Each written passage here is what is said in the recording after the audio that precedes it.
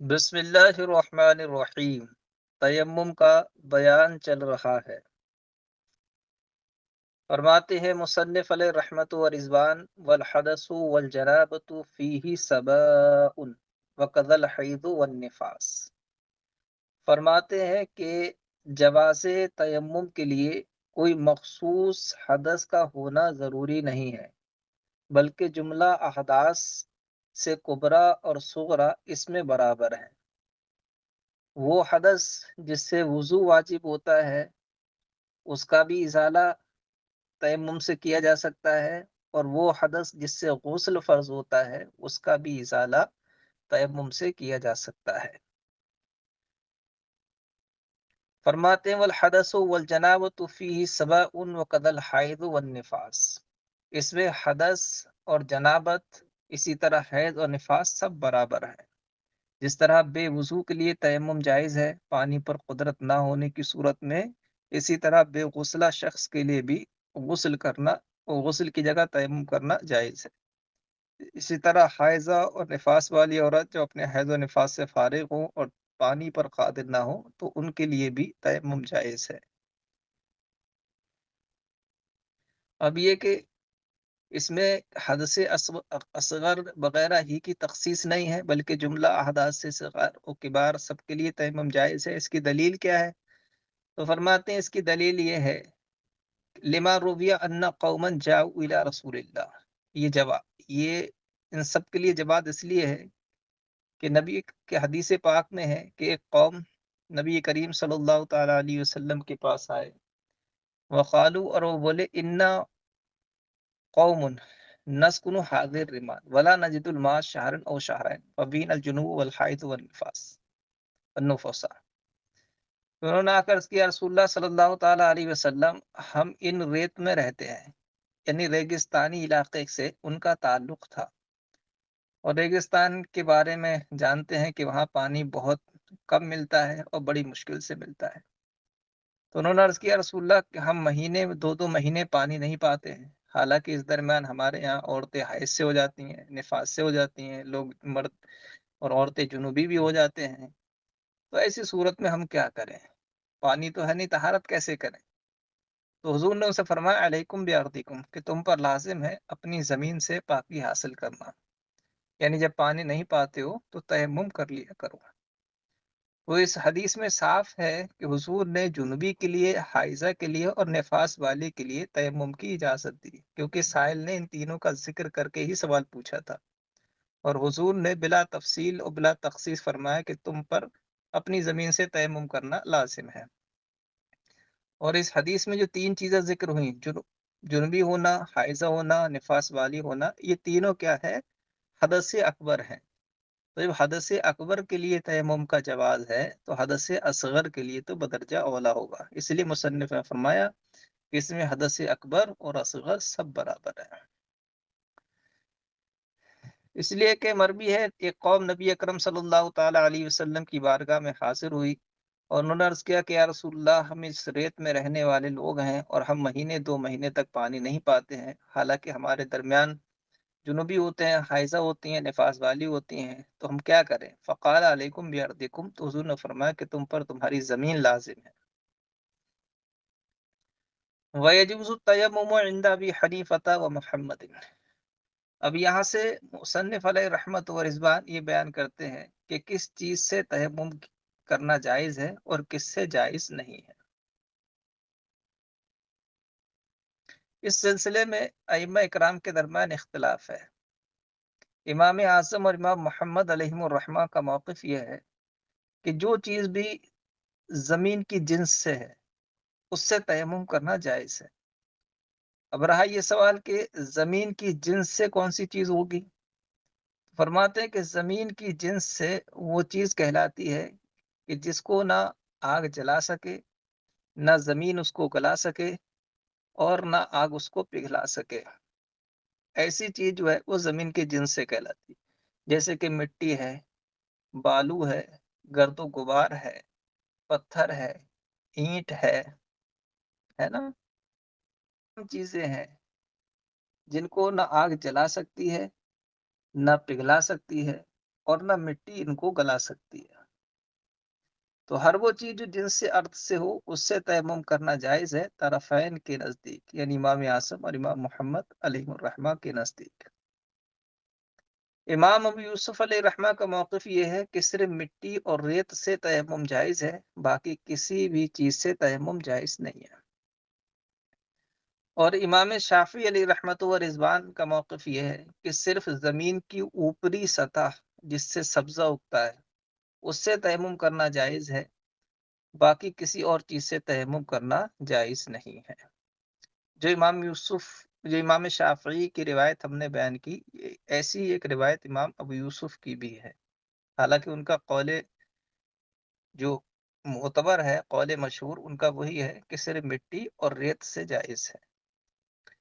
دلیل کیا ہے امام میں شافعی علیہ رحمہ کی؟ تو دلیل ان کی یہ ہے کہ اللہ رب العزت نے قرآن مقدس میں فرمایا فَتَيَمَّمُوا صَعِيدًا طَيِّبًا، کہ پانی نہ پاؤ تو سعید طیب سے تم تیمم کر لو۔ سعید سے مراد ہے زمین کی اوپری سطح، کیونکہ سعید یہ صفت مشبہ کا صیغہ ہے۔ سعد یسعد صعودا، اس کا معنی ہے چڑھنا، اوپر جانا۔ تو زمین کی اوپری حصہ مراد، اوپری سطح۔ اور طیب یہاں پر منبت کے معنی میں ہے، منبت کہتے ہیں اگانے والی کو۔ تو معلوم ہوا کہ وہ مٹی جو سبزہ اگانے والی ہے اور وہ زمین کی اوپری سطح پر ہوتی ہے، لہذا اسی سے تیمم جائز ہوگا، باقی اور کسی مٹی سے تیمم جائز نہیں ہے۔ جو بات امام شافعی علیہ الرحمٰن نے بطور دلیل پیش کی ہے، یہی قول حضرت عبداللہ ابن عباس رضی اللہ تعالیٰ عنہ سے بھی مروی ہے کہ سعید طیب سے مراد یہاں تراب منبت ہے، سبزہ اگانے والی مٹی۔ امام ابو یوسف علیہ الرحمہ نے جو کہا کہ صرف مٹی اور ریت سے تیمم جائز ہے، تو مٹی پر تو ان کی دلیل یہی ہے فَتَيَمَّمُوا صَعِيدًا طَيِّبًا، جو امام شافعی کا دلیل ہے وہ امام ابو یوسف کی دلیل ہے مٹی میں۔ البتہ ریت کا انہوں نے اضافہ اس حدیث پاک کی وجہ سے کیا جو حدیث پاک ابھی ہم نے پیچھے پڑھی، کہ انہوں نے کہا تھا انا قوم نسکن هذه الرمال، کہ ہم ریت میں رہنے والے لوگ ہیں۔ تو حضور نے ان سے فرمایا تھا علیکم بارضکم، کہ تم پر تمہاری اسی ریتیلی زمین سے طہارت کرنا لازم ہے۔ تو اس حدیث میں صاف ریت کی اجازت دی گئی تھی تیمم کے لیے، تو اس حدیث کی بنیاد پر امام ابو یوسف علیہ الرحمہ نے ریت کا اضافہ فرمایا اور کہا کہ مٹی اور ریت سے تیمم جائز ہے، باقی کسی چیز سے تیمم جائز نہیں ہے۔ طرفین نے جو فرمایا کہ ہر جنس ارض سے تیمم جائز ہے، اس پر ان کی دلیل یہ ہے کہ سعید جو ہے نا، سعید یہ سعیدہ یسعد صعودا سے بنا ہے، جس کا معنی تھا اوپر چڑھنا۔ تو سعید سے مراد زمین کی اوپری سطح ہے، یعنی پوری زمین، اس کی اوپری سطح مراد ہے، ٹھیک ہے۔ اور اس اوپری سطح میں صرف مٹی نہیں آتی ہے، بلکہ زمین کی اوپری سطح پر پتھر ہے۔ جہاں پتھریلی زمین ہے وہاں پتھر ہے، جہاں پہاڑ کا علاقہ ہے وہاں پہاڑ ہے، جہاں بالو کا علاقہ ہے وہاں بالو ہے، جہاں ریت کا علاقہ ہے وہاں ریت ہے۔ تو زمین کی اوپری سطح پر جہاں جو کچھ ہے وہ سب اس میں شامل ہو گیا، صرف مٹی نہیں رہ گئی، اوپری سطح پر اس کے جو کچھ ہے جہاں، وہ سب اس میں آ گیا، ٹھیک ہے۔ اب اس میں سرما بھی زمین سے ہی نکلتا ہے، کیونکہ وہ پتھر ہوتا ہے، اس کو جو ہے پیسا جاتا ہے۔ چونا بھی زمین کی اوپری سطح سے نکلتا ہے، اسی طرح گچ بھی زمین کی اوپری سطح سے نکلتا ہے، نورا بھی زمین کی اوپری سطح سے نکلتا ہے، پتھر بھی زمین کی اوپری سطح سے آتا ہے۔ تو یہ تمام چیزیں زمین کی اوپری سطح میں، اور صعید ان سب کو شامل ہے، ٹھیک ہے۔ اور آگے جو طیب فرمایا، طیب منبت کے معنی میں نہیں ہے، بلکہ طیب طاہر کے معنی میں، اور طیب کا طاہر کے معنی میں ہونا یہ اغلب ہے، یہی شائع ظاہر ہے۔ تو سعیدن طیبہ کا مطلب ہوا کہ پاک جن سے ارض سے تیمم کر لو، جو زمین کی اوپری سطح پر پاک چیز پائی جاتی ہے جس کا تعلق زمین کی جنس سے ہو، اس سے تیمم کر لو، یہ مطلب ہوا۔ اور جب یہ مطلب ہے، اسی لیے ہم نے کہا کہ صرف مٹی اور ریت ہی کا معاملہ نہیں ہے، بلکہ جو بھی چیز جنس سے ارض سے ہوگی اگر وہ پاک ہے اس سے تیمم کرنا جائز ہے۔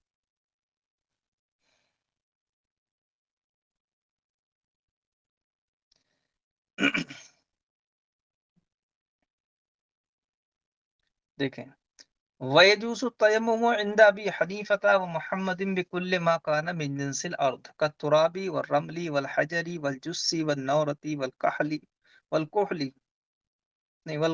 وَالزَّرْنِيخ۔ اور تیمم کرنا جائز ہے طرفین کے نزدیک ہر اس چیز سے جو جنس ارض سے ہو، جیسے کہ مٹی، ریت، پتھر، چونا، نورا یعنی ہرتال، سرما اور گچ۔ وقال ابو یوسف لا يجوز الا بالتراب والرمل، اور امام ابو یوسف فرماتے ہیں کہ صرف مٹی اور ریت سے تیمم جائز ہے۔ وقال الشافعی لا يجوز الا بالتراب المنبت، اور امام شافعی علیہ رحمہ کے نزدیک صرف اگانے والی مٹی سے تیمم جائز ہے۔ وہو روایت عن ابی یوسف، اور یہی ایک روایت امام ابو یوسف کی بھی ہے۔ ان حضرات کی دلیل لقولی تعالی، اللہ پاک کے فرمان فتیمموا صعیدا طیبا کی وجہ سے انہوں نے ایسا کہا۔ صعیدا طیبہ کا مطلب اے ترابا منبتا، کہ سبزہ اگانے والی مٹی سے تیمم کرو۔ قالہ ابن عباس، یہی تفسیر سعید طیب کی ابن عباس رضی اللہ تعالیٰ نے بھی کی ہے۔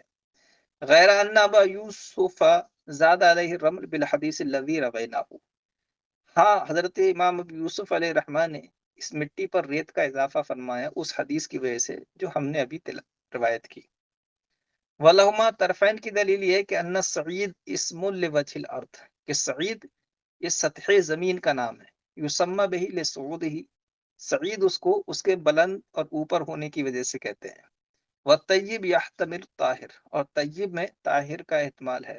فحمل علیہ، تو طیب کو طاہر پر ہی محمول کیا جائے گا۔ لأنہ الیق بموضع طہارت، اس لیے کہ طیب کو طاہر پر محمول کرنا یہ طہارت کی جگہ کے زیادہ لائق ہے۔ مسئلہ طہارت کا ہی تو ہے، تیمم کا تعلق طہارت سے ہے، تو اگر تیمم کے بارے میں کوئی نص آئی ہے اس میں طیب کا لفظ ہے تو اس کو طہارت پر محمول کرنا یہ زیادہ لائق ہے، اس لیے طاہر پر محمول کیا طیب کو۔